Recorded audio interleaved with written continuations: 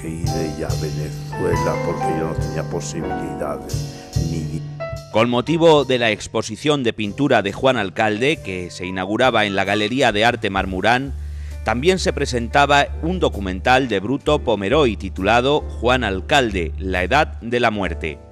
Hoy, en Tiempo de Cultura, les ofrecemos este documental íntegro para que puedan conocer un poco mejor la figura de este pintor. Hoy, en Tiempo de Cultura, Juan Alcalde, la edad de la muerte. No era aceptable pagar así de esa manera, y sí pensé, como siempre había pensado, en París. Con mucho dinero llegamos a París y allí...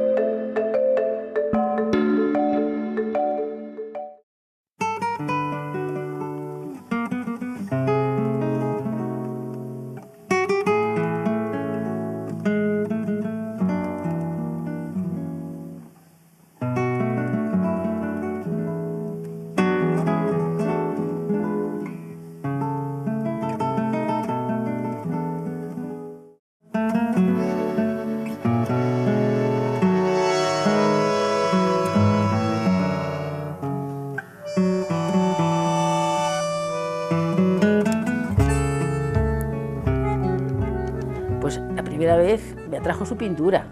Nos presentó un íntimo amigo de él de la infancia, Victoriano Pardo Galindo. Era catedrático y me gustaba mucho lo que hacía, pero cuando vi lo de Juan me gustó mucho más. Me enamoré de su pintura, de sus blancos maravillosos, de la poesía, de la música, de todo eso, de su sensibilidad. Me enamoré de su pintura. Mi padre era zapatero y mi madre cigarrera de la fábrica de tabacos, en la fábrica de tabacos de la calle Embajadores al lado del Portillo. Yo, siendo niño, iba allí algunos sábados y recibía algunas perras gordas de las cigarreras que me venían muy bien. Mi madre era judía pura, lo supe después, no solamente por el segundo apellido, que es París, sino por su perfil. Su perfil es judío totalmente, mi padre más bien árabe. Yo tuve la desgracia de que cuando ingresé en la escuela de San Fernando, que no era nada fácil, porque eran aulas muy pequeñas, tuve la desgracia, porque se me daba muy bien el realismo de entonces, decadente. Se me daba también que me premiaron con 50 duros los 2 años que estuve allí. 50 duros de plata que me metía en un bolsillo del pantalón, iba de lado por la calle, por el peso que tenía eso, y corriendo a mi casa para soltar los duros aquellos, tenía sobre todo una sonoridad. El dinero entonces era dinero. Es curiosísimo, porque naturalmente yo estaba fuera de la política y fuera de todo y mis pensamientos estaban en ir a París. Y de pronto el Cisco, Franco y los demás, que arman, y yo no entiendo bien, pero me dicen que Franco son los ricos y que la República son los pobres. Un día, no comprendo por qué, no se terminó la guerra, yo estaba en primera línea en Useras, yo ya no tenía cartucho, no tenía nada, me tumbé en el suelo esperando, me dormí y cuando desperté vi en Usera que no había nadie delante ni detrás, nada más que los muertos y yo. Yo estaba acostumbrado a la guerra civil en donde no había temor a nada, en donde nos jugamos con los 3 años de guerra uno se hizo casi un bandolero. Yo en la guerra he estado jugándomelas cuando he estado desesperado, no con la conciencia limpia. Con la conciencia limpia creo que están nada más, se la juegan los tontos y los imbéciles, porque ¿para qué? La vida es una cosa y la muerte es otra.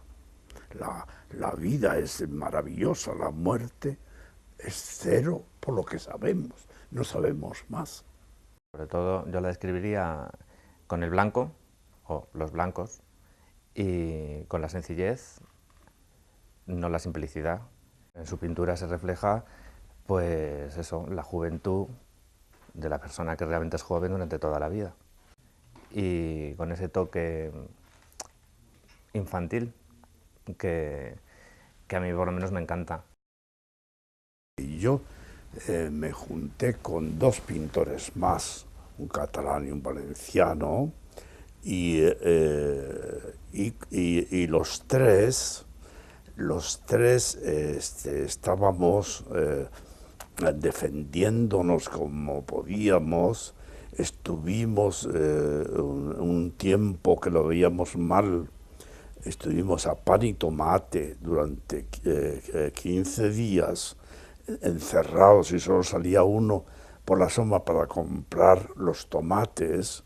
Nosotros éramos huidos del campo de concentración, aprovechando un poco el laberinto que tenían los franceses, pero siempre con el miedo en el cuerpo. Un día hubo una rafia por allí de los franceses pro-alemanes, que son los que pusieron los alemanes, pro-alemanes, que estando por Montauban nos cogieron y nos encerraron. Habíamos conseguido ya por unas gentes que yo también había hecho un retrato, habíamos conseguido unos papeles. Yo enseñé esos papeles a estos franceses de Pétain y me los rompieron y me dijeron: tenías papeles, ahora no tienes. La obra de Juan no es una obra expresionista, yo no la calificaría así, ni mucho menos. Era una pintura distinta. Es un pintor del alma. Como amigo también merece ese calificativo, sin duda alguna, pero es un pintor del alma. Conchita, mi primera mujer, con la que me casé, y se tuvo que ir ella a Venezuela porque yo no tenía posibilidades ni dinero para arrancarme de La Coruña, en donde tomó un barco, y yo al año siguiente cogí el barco Magallanes. Y entonces en Venezuela yo gané mucho dinero, me compré una casa colonial que tengo todavía en el centro de Caracas. Vi que la cultura que podían recibir mis hijos no era aceptable pagada así de esa manera, y sí pensé, como siempre había pensado, en París. Con mucho dinero llegamos a París. Y allí al principio nada más que hacíamos invitar a amigos y amigos a comilonas. Aquello era maravilloso, porque en París hay tantísimos pintores y que la mayor parte se mueren no diciendo nada, porque no se vende un cuadro. Lo que los pintores quieren es vivir, y venden como pueden, a unos precios francamente ridículos si los compara uno con los precios que están pagándose aquí en Madrid. Vimos aquellos cubos de basura y yo dije: yo soy otra basura más, porque no somos más. Y lo hacía para poder ver, porque cuando te subes no ves. Tienes que, pero con la conciencia muy limpia, muy clara, no se puede hacer. Por el dicho ese no, hay que tener la conciencia. y me hice esa fotografía al lado de las poubelles, de los cubos de basura. Después de haber estado allí años, años y años, todos los capitales aquellos mermaron de tal manera que nos vimos obligados a trabajar, mi mujer, la pobre Conchita, de femme de chambre, en un hotel, y yo limpiando oficinas por la noche, y lo hacía con mucha decencia. Quedaba aquello impecable. Me busqué unos trucos también ópticos, que era poner los lápices y plumas muy paralelas, y al fondo, en la oscuridad, parecía que estaba impecable, de limpio, por la cosa óptica. No había pasado nada, ninguna, pero yo descubrí aquella forma de que era maravillosa, porque nada más que ponía los lápices todos paralelos, y desde lejos, yo lo miraba y era impecable. Lo que es la estética me ha liberado de muchas penalidades. Yo tuve estrechas relaciones con él, en donde nos veíamos a diario en París. La angustia del hombre, el hombre que se pone su careta para tener unos momentos en la vida que necesita, y que luego no se la puede quitar. Y la gente se reía y él se endemoniaba luego, porque era de una tragedia horrorosa en donde el ser humano tiene que reír por fuera y está llorando por dentro, porque sus manos eran un delirio. A mí me parecía que tenía unos dedos larguísimos. Yo miraba, porque es que los dedos, cada dedo hablaban. Un pie, un dedo, todo estaba coordinado con lo que quería representar. Bueno, pues mira, yo conocí a Juan a finales de los años 50, recién llegado él de soldadura americana, y ambos compartimos desde entonces lo bueno y lo malo del París de entonces, cuando todavía París era un refugio de tantos artistas intelectuales del mundo entero, todavía era un poco el punto de reunión. Quedaba todavía gente, quedaban los ecos del París del primer cuarto de siglo, de toda esa, pues no sé, de los años locos de París, ¿no? Todavía quedaba el recuerdo. La pintura de Juan, siempre he dicho la palabra honradez, que prevalece, ¿no? Pero es que es un hombre que, además de trabajar siempre con ese ahínco y con esa perseverancia, él hace cuadros de dentro a fuera, digamos. Él primero espiritualiza sus cuadros, luego los materializa, si vale la cosa, ¿no? Pinta de dentro a fuera, y hace una tal selección de las cosas, elimina todo lo superfluo, todo lo que pueda ser preciosista, para llegar al fondo de eso, para llegar al fondo, a la síntesis, a la verdad o al latido de las cosas. El pulgar derecho, para mí es más importante que los pinceles. Es como un pincel. Mi pulgar es el pincel, es el que conduce los colores al lienzo. Es un conductor, pero hay una cosa de tipo sensual que no lo tiene un pincel, que es que cuando tú pones el pulgar en una tela, está ahí tu sensibilidad, está la proyección de tu espíritu en el dedo. El autorretrato yo realmente lo hago porque cuando estoy solo en el estudio, el personaje que tengo más cerca de mí soy yo. Y entonces y yo soy un poco el diccionario para un escritor, en ciertas formas. claro. Yo me miro y veo, si yo ando buscando narices, veo a ver cuál es la mía, y no tengo reparos o la boca, y depende todo el sentimiento y hasta la hora del día.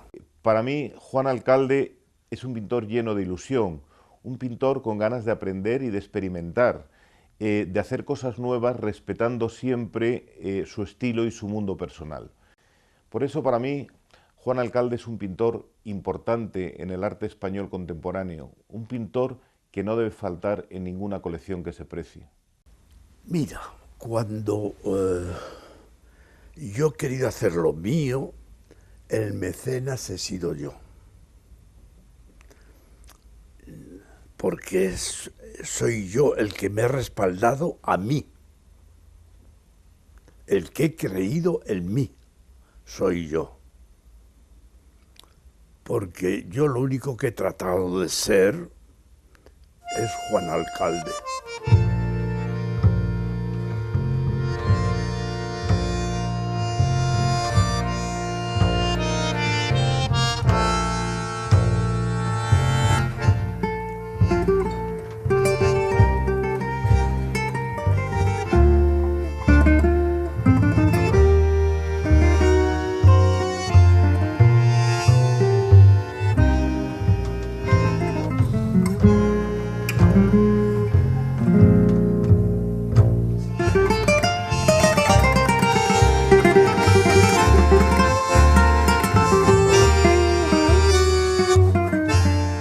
Bueno, en primer lugar, pues era un amigo de mi padre, pintor, y luego, pues a través de los años fui conociendo su obra, su pintura, y ya después de bastantes años, en los cuadros de Alcalde encontramos unos paisajes solitarios, sean urbanos o sean de otro tipo, donde hay unos silencios, unos vacíos, y eso es para mí una expresión de la soledad muy certera, pero al mismo tiempo, digamos, una soledad creativa y positiva, porque mirando esa obra uno siente que de repente en cualquier esquina, en cualquier ángulo del cuadro puede ocurrir algo.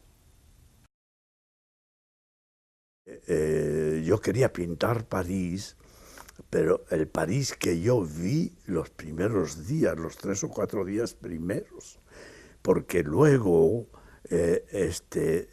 tú eres un ser no para pintar, sino para que te pinten. Tú eres un ser que te metes con los demás seres y muy difícil es verte. Tú ves, pero verte tú es muy difícil. Y cuando te integras, o aparentemente a lo mejor no te integras nunca de una forma, pero en otras sí, sobre todo París que está cuajado de extranjeros. Y París, como os he dicho, ahora no es el París de la Belle Époque, ni mucho menos. Es un París ficticio. Él quiere imitarse a lo que fue, y nunca las imitaciones de lo que ha sido es. Las cosas son en un determinado tiempo, pero no para toda la vida. Neruda yo lo he visto en muchos lugares.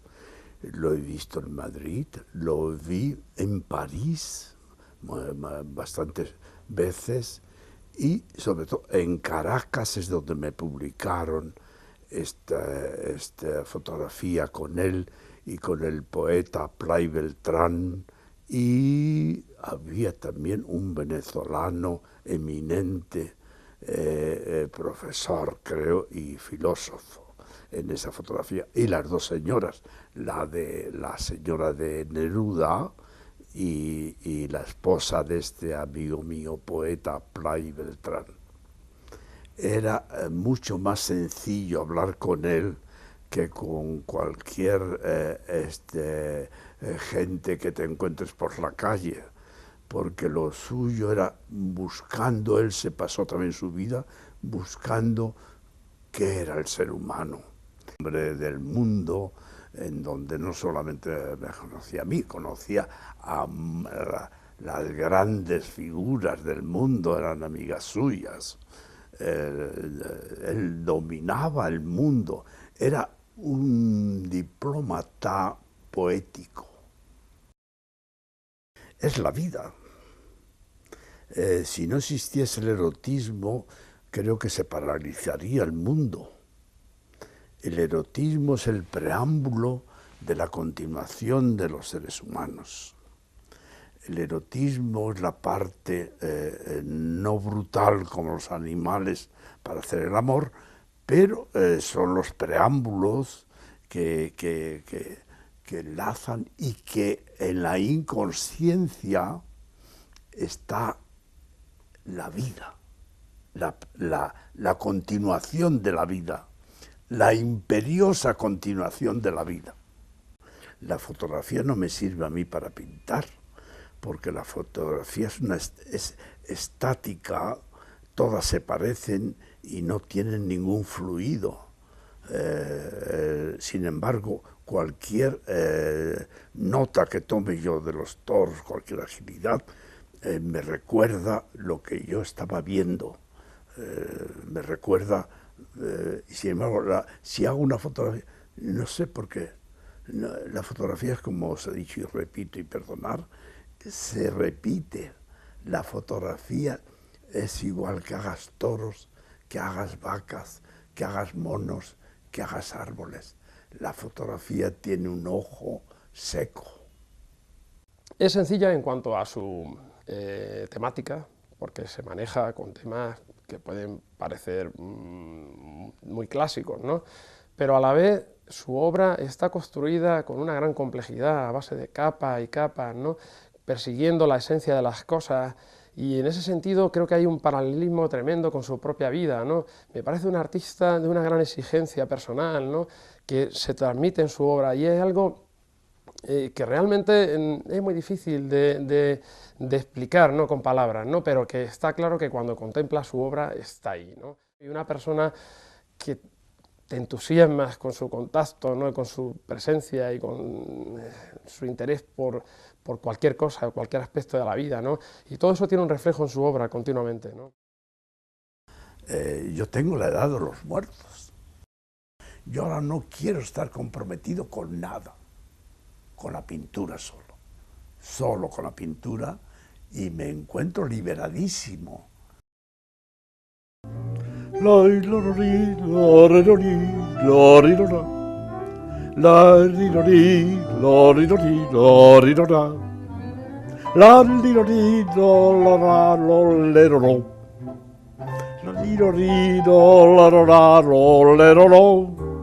Se oye una queja y un suspirar, y el pom, pom.